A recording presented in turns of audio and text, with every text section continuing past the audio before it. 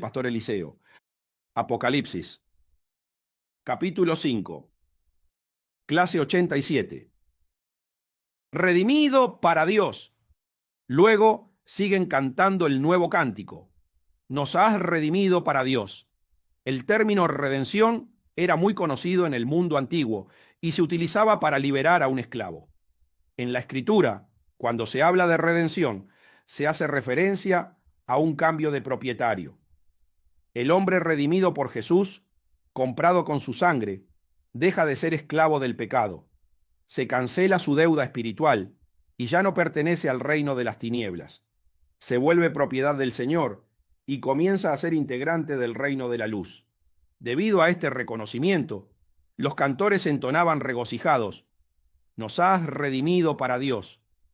Se sentían gozosos de pertenecer al reino de la luz, especialmente los 24 ancianos, por ser integrantes de la familia celestial y por estar bajo la autoridad de un ser tan heroico como el Cordero, que pagó un precio muy alto para rescatarlos y les brindó la vida eterna.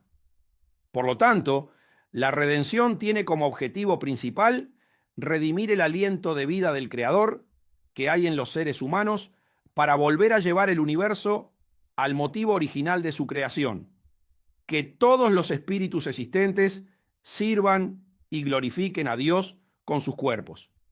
En especial, la restauración de la relación perdida con los espíritus humanos, para que Dios vuelva a ser su Padre y ellos sus hijos.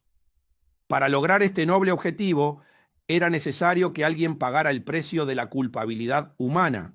Y eso fue precisamente lo que hizo Jesús cuando se ofreció como cordero para ser sacrificado en la cruz. El Señor Jesús compró a su pueblo con su sangre derramada en el Calvario. No pagó a Satanás para redimirlos, sino que con su muerte en la cruz satisfizo la justicia de Dios y pagó la pena que el Creador había impuesto a Adán y a sus descendientes por caer bajo la maldición del pecado. Con la sangre del Cordero, aquellos que lo reciban como enviado del cielo serán liberados del reino de las tinieblas. De todo linaje, y lengua, y pueblo, y nación. Juan también relata que el cántico continuaba diciendo: de todo linaje, y lengua, y pueblo, y nación, remarcando que la manifestación corporal de Jesús en la tierra fue para que todos los hombres tuvieran la posibilidad de acceder a la salvación, aunque muchos prefirieron rechazar el evangelio eterno y aceptar los engaños del reino enemigo, por lo que, como consecuencia, en el día del juicio final, tendrán que cosechar la pérdida de sus almas. La palabra linaje en la Biblia se refiere habitualmente a las familias o clanes extendidos que comparten un ancestro común. Es una manera de describir la descendencia genealógica en términos biológicos. Algunos la llaman los engendrados de sangre. Por tanto, cuando la Escritura habla de diferentes linajes, se refiere a diversas ramas familiares que se han desarrollado a partir de un antepasado común.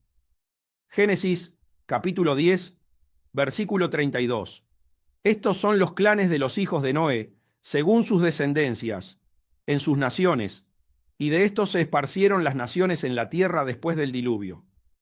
En este contexto, linajes se refiere a las distintas familias que se formaron a partir de los hijos de Noé.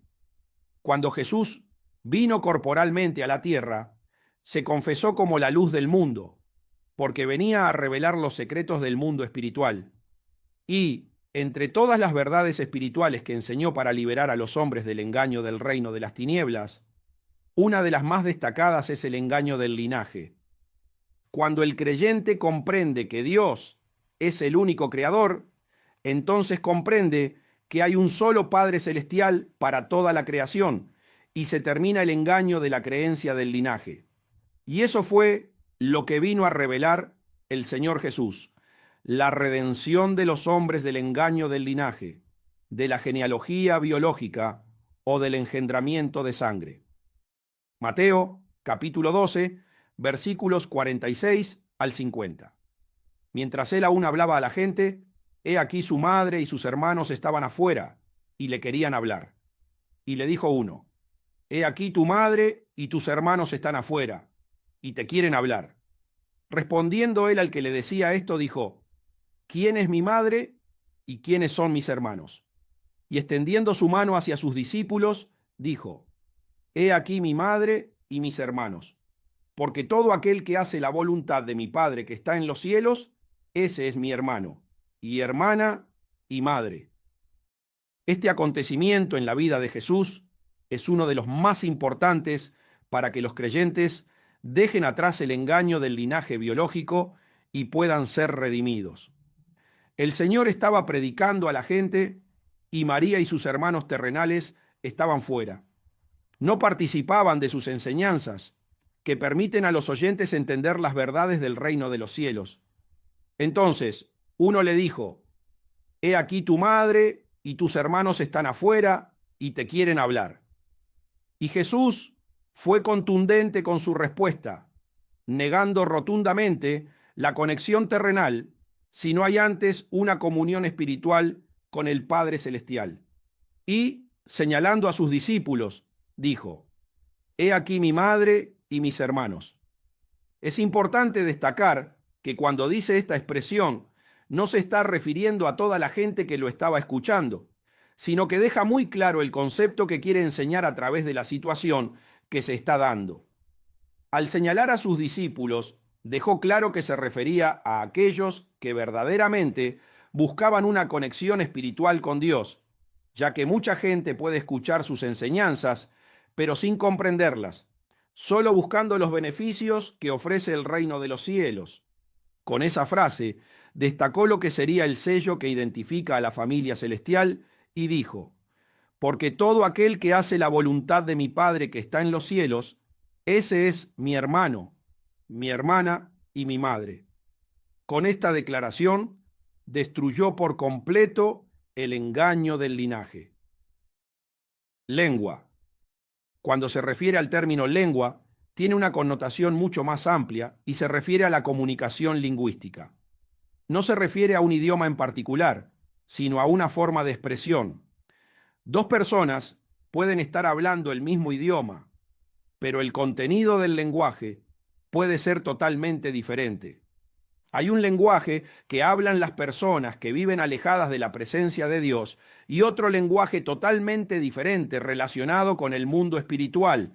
Jesús vino a redimir a los hombres de los engaños del lenguaje terrenal. Juan capítulo 8, versículos 43 al 45. ¿Por qué no entendéis mi lenguaje? Porque no podéis escuchar mi palabra.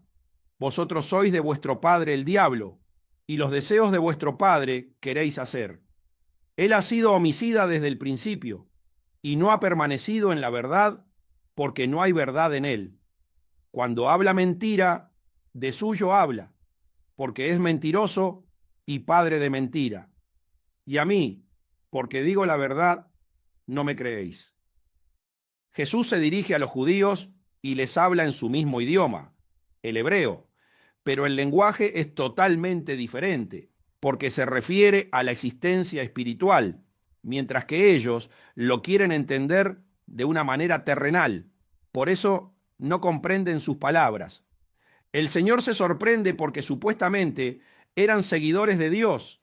Sin embargo, cuando las personas tienen el espíritu muerto, es casi imposible que entiendan el lenguaje espiritual. Dios tiene que permitir que suceda un milagro, pero lo autorizará si los oyentes tienen la disposición correcta en el corazón para escuchar el Evangelio y cambiar. Existe el lenguaje que proviene de Dios, el que hablaba Jesús, y existe el otro lenguaje que proviene del reino de las tinieblas, el que hablan los hijos del diablo, aquellos que no tienen una relación espiritual con el Creador. En consecuencia, cuando los seres vivientes y los 24 ancianos entonan el nuevo cántico y hacen referencia a la lengua, lo hacen en relación con el lenguaje. El Señor vino a redimir a aquellos que están siendo engañados por el lenguaje del diablo. Pueblo. Un pueblo se caracteriza por ser un conjunto de personas que comparten una serie de características comunes que las unifican y las distinguen de otras poblaciones. Todo pueblo tiene un pasado común, que ha forjado su identidad y sus tradiciones. Comparten un conjunto de valores, creencias, costumbres y formas de vida que se transmiten de generación en generación. Un pueblo soberano es aquel que goza de libertad de autodeterminación para crear sus propias leyes, elegir sus formas de gobierno y a sus gobernantes. También puede decidir sobre sus asuntos políticos y económicos sin injerencias de otros pueblos, estados o naciones. El Señor Jesús vino a redimir a los pueblos de todas esas particularidades individualistas que los identifican, costumbres paganas, idolatrías, creencias y tradiciones que generalmente se transmiten de generación en generación y alejan a las personas de la comunión con Dios. Sus costumbres terrenales no se alinean con las del reino de los cielos. Marcos, capítulo 7, versículos 8 y 9. Porque dejando el mandamiento de Dios, os aferráis a la tradición de los hombres, los lavamientos de los jarros y de los vasos de beber, y hacéis otras muchas cosas semejantes. Les decía también, bien invalidáis el mandamiento de Dios para guardar vuestra tradición. En este pasaje vemos cómo Jesús tenía muchas diferencias con los fariseos a causa de las tradiciones del pueblo. Él les decía, dejando el mandamiento de Dios, os aferráis a la tradición de los hombres. Invalidáis el mandamiento, y esto es sumamente grave, porque generalmente todos los pueblos tienen muchas costumbres arraigadas que difieren de las enseñanzas del reino, y eso los lleva a perder la salvación. En consecuencia, Jesús vino a redimir a las personas de los engaños establecidos por Satanás a través de los pueblos. Si esas costumbres no se ajustan a las palabras y las costumbres del reino de Dios, se transforman en maldiciones que provocan la pérdida de las almas. Nación. La palabra nación se refiere a una entidad política con límites geográficos propios. Dentro de lo que implica dirigir una nación, existen muchas modalidades de gobierno, pero todas ellas difieren completamente del sistema de gobierno del reino de los cielos, ya que ninguna le da prioridad a Dios como gobernante supremo. Monarquía. El gobernante es un monarca, un rey o una reina. República. El presidente es elegido por los ciudadanos o por un cuerpo representativo y no es un monarca. Dictadura. El poder para gobernar la nación está concentrado en una sola persona o grupo sin mecanismos democráticos. Oligarquía. El poder lo ostentan unas pocas familias, ya sea por estatus social o por poder económico. Democracia. El poder reside en el pueblo, que elige a sus líderes mediante el voto. Comunismo. Se organiza mediante un partido único, con una estructura social muy organizada y elección directa de cargos. Anarquía, ausencia de gobierno y organización espontánea de los ciudadanos de un territorio. Encontramos un caso así en la Biblia, cuando el pueblo de Israel presionó al profeta Samuel para que les pusiera un rey que gobernara la nación, rechazando así el liderazgo de Dios. Primero de Samuel, capítulo 8, versículos 4 al 7. Entonces todos los ancianos de Israel se juntaron y vinieron a Ramá para ver a Samuel, y le dijeron, He aquí tú has envejecido, y tus hijos no andan en tus caminos. Por tanto, constitúyenos ahora un rey que nos juzgue, como tienen todas las naciones. Pero no agradó a Samuel esta palabra que dijeron, Danos un rey que nos juzgue. Y Samuel oró a Jehová, y dijo Jehová a Samuel, Oye la voz del pueblo en todo lo que te digan, porque no te han desechado a ti, sino a mí me han desechado, para que no reine sobre ellos. Todo creyente debe saber que está en el mundo, pero que no pertenece a él. Es extranjero, su nacionalidad está en los cielos y tiene un único rey, Jesucristo. Ante cualquier normativa del país que vaya en contra de las normas establecidas en la nación de Dios, debe sujetarse a las de su creador, a pesar de las consecuencias terrenales que tenga que soportar. Por ese motivo, Jesús vino a redimir a los hombres del engaño de los gobiernos humanos que transgreden las directrices divinas. Aunque haya un rey en el lugar donde habita un creyente, su líder supremo debe seguir siendo Jesucristo. Entonces, en el cántico, los cantores destacan que fueron rescatados de todos los engaños que el diablo pone a los hombres para que se alejen de Dios. Cantaban con alegría por haber sido elegidos para pertenecer a otro linaje, para expresarse con otro lenguaje, para tener otras costumbres como pueblo de Dios y para tener como rey al Cordero Inmolado, que ahora tenía en su poder el libro que iba a traer la separación definitiva de todos los engaños del reino de las tinieblas. Primera de Pedro, capítulo 2, versículos 9 al 10. Mas vosotros sois linaje escogido, real sacerdocio, nación santa, pueblo adquirido por Dios, para que anunciéis las virtudes de aquel que os llamó de las tinieblas a su luz admirable, vosotros que en otro tiempo no erais pueblo, pero que ahora sois pueblo de Dios, que en otro tiempo no habíais alcanzado misericordia, pero ahora habéis alcanzado misericordia.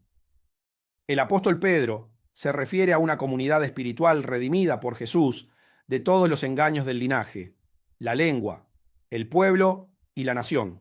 En consecuencia, dice: vosotros sois linaje escogido, los que entendieron que solo existe un Padre en los cielos y se unieron al linaje que proviene de tener la presencia del Espíritu Santo, que les da la naturaleza de Dios y los hace parte de la familia celestial.